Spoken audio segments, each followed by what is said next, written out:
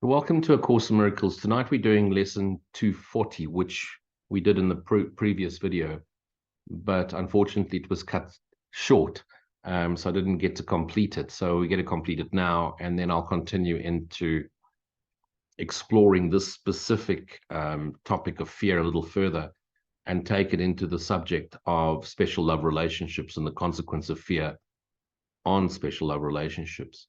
So in workbook lesson 240, it says, fear is not justified in any form. Now, let's look at the forms of fear. Now, first of all, we've got the acronym future expectations appearing real, or future experiences appearing real. But what is fear really? Fear is a conditioning due to past trauma. So if you're feeling fear, it's the past resurfacing. I was taught by my martial artist instructor way back as a kid that fear is just the body's natural response to fight and flight. And if fear rises to the surface, the only way you get rid of it is push through it. And the greatest warriors aren't warriors that do not fear, but are warriors that push through their fear in order to eradicate the attack. And of course, as a martial artist, you don't go to attack anyone. You have a holy war. You protect your family, you protect your village, you protect your city, you protect your country from a tyrant. It doesn't mean that you're not afraid. As a younger man in my kickboxing life, my kickboxing career, I was a South African Springbok kickboxer. I had 42 international fights over a 5-year period. Every time I got into the ring or the square, there was fear. As soon as the first punch lands, the adrenaline overwhelms the fear, and you just go, and the mechanism of training comes back in. And that doesn't mean the fear wasn't there. It just, you learn to, with practice, to go beyond the fear. Now, that happens in love relationships. In every experience, men who aren't necessarily James Bond or devastatingly good looking and have women falling at their feet are afraid to approach a woman. Why are they afraid? Because they get rejected, they get denied. Women in the same way feel the same way. What if I'm not good enough? What if I'm not attractive enough? What if I'm not good enough for him? What if I'm not intelligent enough? We have all these conditionings based on our programming. And that brings me to the topic of programming. What is ego? Ego is simply an erroneous program running in the dreaming mind that conceptualized the idea of having done something wrong, sin, and then the idea that you could be punished by this imaginary God that you imagine created you, because at first it was just imagined. Of course, God is all there is, but the dreaming mind having forgotten that it is one with and the extension of that which is God, because there was a calling from within, it conceptualized naturally a concept of a God, and that God became vengeful. So because it thought it did something wrong, it sinned, it thought it would be punished. And so fear crept into the dream. And the consequence of fear and sin is guilt, because I've done something wrong. I'm feeling guilty. I deserve to be punished, but I hope to God that I can get away with it. And yet God, the energy called God, the all-encompassing Brahman in the Taoist term, has extended itself, and that which dreams, the Atman, the Christ, is dreaming, and it's still the part of the eternal extension of that which is God. And yet in its dream activity, because the universe is not an entity, the universe is simply the content of a dreaming mind. The entire universe, contents, thoughts that have appeared as form through the filters of perception of the dreaming mind. Just like when you dream at night and you dream yourself walking downtown Johannesburg, or you're on safari in the Kruger National Park, it's all in the contents of your mind. Where does that Kruger National Park come from? Either you've been there, watched a movie about it, or you're just imagining it because it's in the collective mind anyway. You've all had many a dream where you find yourself in exotic places that you know are real, and sometimes you then research it and find the place. But at the time of dreaming it, you'd never been there before. How is that possible? Because it's in one collective dreaming mind. And you've dreamt of people that you've never met before, and then you meet them later on. You go, I dreamt about you. How is that possible? All characters are in one collective dreaming mind. And so the fear that exists throughout the universe as an activity of the dream. Sin, fear, and guilt are the activities that have taken form as celestial bodies, planets, universe, planets, solar systems, stars, moons, and everything in between.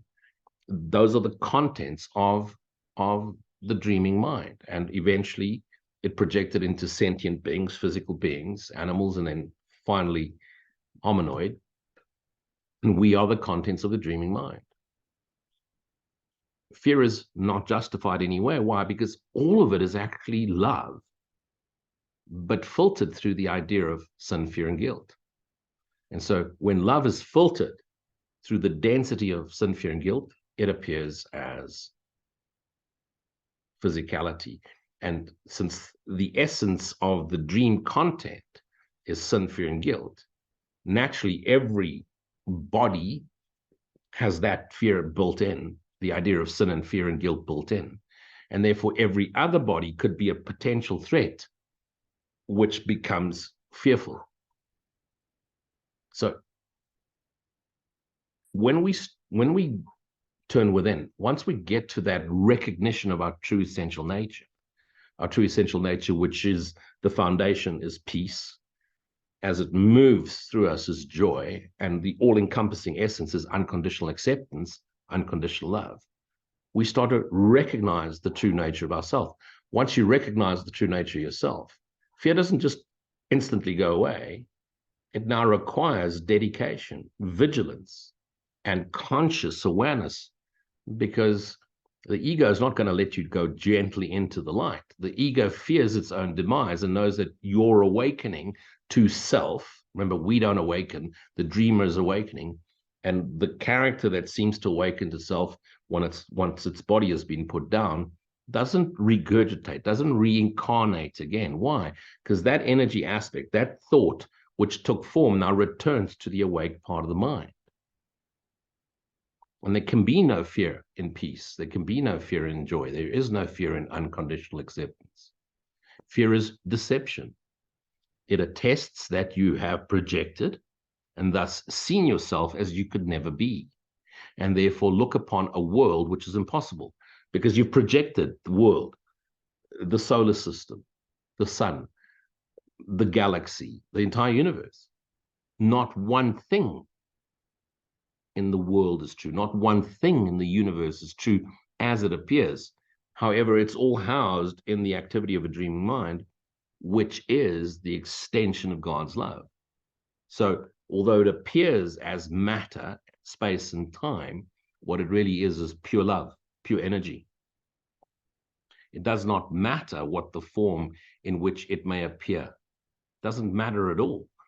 The energy within it, the very essence of its truth, is pure love, is God's essence, is God's essential nature. The appearance thereof is really a clouding of fear, sin, and guilt. Now, a lot of people think, oh, we've come to this world because God is dreaming and we're characters in God's mind exploring the nature of God. Absolutely not. If God was dreaming, what would wake God up? If God was dreaming, the universe would exist forever and a day, and beings would exist forever and a day. All of this will collapse. And how do we know this? Simply by going in and having our own personal experience. You go to bed every single night. Why do you go to bed every night? Because you're tired. Why do you get tired? Why do we have to sleep? Why do we have to sleep? Well, because it needs to be recharged. Why does it need to be recharged? Because we, as objectified resistance to truth, run out of energy. Why? Because the flow of truth cannot flow continuously through body-mind appearances. So it needs to recharge and go into that deep, deep sleep where the essence energy of spirit, its true self, recharges the vessel in order for it to continue with its lessons, in order to remember itself. The whole purpose of 100 years on this planet, time is to give us the illusion of time in order to awaken to self. And we should try and stay alive for as long as we can while we haven't recognized the nature of self. Once you recognize the nature of self, fear of death is gone, because now you realize, if I go tomorrow, it doesn't matter. I know the essential nature of what I am. I know what I am. I know where I'm returning to. I know I've never left. So form doesn't matter at all, no matter what it appears, because it's the essence that counts. What is the essence? Our essential true self, our holy self, our shared essence with the awake mind, Christ mind, which is sharing its essence with God, the eternal. It witnesses but to your own illusion of yourself. So everything you look upon that looks physical, yourself and others, are witnesses to illusions of what you think yourself is. Let us not be deceived today. We are sons of God. Now, again, that sons of God can be very, very quickly misunderstood. It's not like God has 8 billion sons on this planet, as in 8 billion individual sons. God has one son, meaning God is pure energy, and that energy extension is the sonship, or the sun. Now, one aspect of that energy fell asleep. One particle of that energy fell asleep, forgot what it was, the little glitch of the system, and dreamt a dream that never was. In that dream, he has fractured himself into 9 septillion thought forms. Where do I get that number 9 septillion from? Well, I did, as a hypnotherapist, I did 3,000 life between life regressions with 3,000 different clients over a 10-year period. Every single client under regression said 9 septillion beings. Wasn't a number I came up with. Anyway, so there's a lot more beings, thoughts in form than there are the 8 billion. So are they aliens? Absolutely, must be. Surely in this entire universe, we're not the only planet with living sentient beings. So we are the sons of God, meaning the essence of what we are is the Son of God, our true self, our soul. But all 8 billion of us, or all 9 septillion of us throughout the universe, are thought activities in one dreaming mind, who is a thought in God's mind, in one God's mind. And so the true essence of us is the exact self-same essence as God's essence. What's God's essence? Energy, essence, or spirit, if you want to make it sound spiritual. And that energy essence, its true quality, filtered through our body-mind perception, is peace, love, joy, unconditional love, eternal peace, eternal joy. And so the truth of us is there is no fear in us, the true self. For we are each a part of love itself. Because the dreamer is love. And so we, human beings and spirit beings, are all parts of one dreaming mind, Christ mind. And that's why, for me, it's so important to say, make no distinction between yourself and Jesus, other than Jesus figured it out. You're in the process of figuring it out. The man that was Jesus, his essence, his soul returned and joined with the awake part of the mind. Christ is now calling us all to remember ourselves. Christ, the awake mind, of which Jesus and beings like Muhammad or Ramana Maharishi, Papaji, the Buddha, the Krishna, and many out throughout time and history have awoken to self, are now part of that collective mind. There are some fractions that like to say, well, there's only going to be 144,000, they're going to ascend. Maybe in a certain cycle of time that was true. But ultimately, all fractured parts return to one indivisible whole, one indivisible Atman, one indivisible Christ, returning to one indivisible Brahman, God, one Tao, one energy. And so there's the wonderful prayer that says, how foolish are our fears? We're talking directly to our source now. Would you allow your son to suffer? Think of yourself as a parent, those of you who are parents. Don't you want the best for your children? Don't you want your children to be happy? If you don't, vicariously live through them and have to project your ego through them and want them to be something that needs to appease your sense of self. If you're truly an unconditionally loving parent, don't you really want your children to be happy no matter what it is they want to be in this world? Give us faith today to recognize your Son, our true self, awakening to self, and set him free.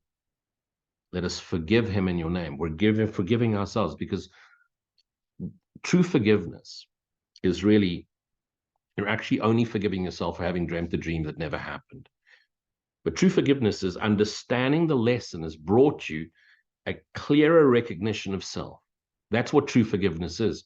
I'm not forgiving you because I'm better than you and you've done me wrong, and I now forgive you because I'm a good person.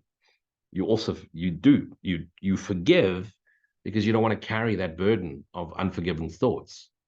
But you really are forgiving because you realize this never really happened. No matter what you appear to do to me, it happened so that I could come to this realization that I'm dreaming. And therefore, I can actually be grateful for all the atrocities that happened to me and to whatever else and to whoever else, because through that delusionment and disappointment and hurt that I went through, I went to seek a better way. And through seeking a better way, I came to the recognition of my true essential nature. I realized my Christ nature, my God nature, that I share the same self-essence as my Father, as that which has dreamt me and its source. So let us forgive him. Let's forgive ourselves in your name, that we may understand our holiness, his holiness, and feel the love for him, feel the love for ourselves, feel the love of the self. We can't self-love. We are love. But feel the love is and know the love of the self, which is your own as well. Of course, it's God's love. God is the love with which we love God. And this now brings me on to the topic for tonight, which was part 2 of special love relationships. All special love relationships is a way to eradicate the fear of our primal concern as fractured dreaming parts of the dreamer's mind. And that is what? Aloneness, loneliness, fear of dying alone. I'm going to pause there, take some questions, and then I will record the next session separately. So look out for the next video, which is part 2 of special love relationships, or more importantly, the holy relationship. Thanks for joining me.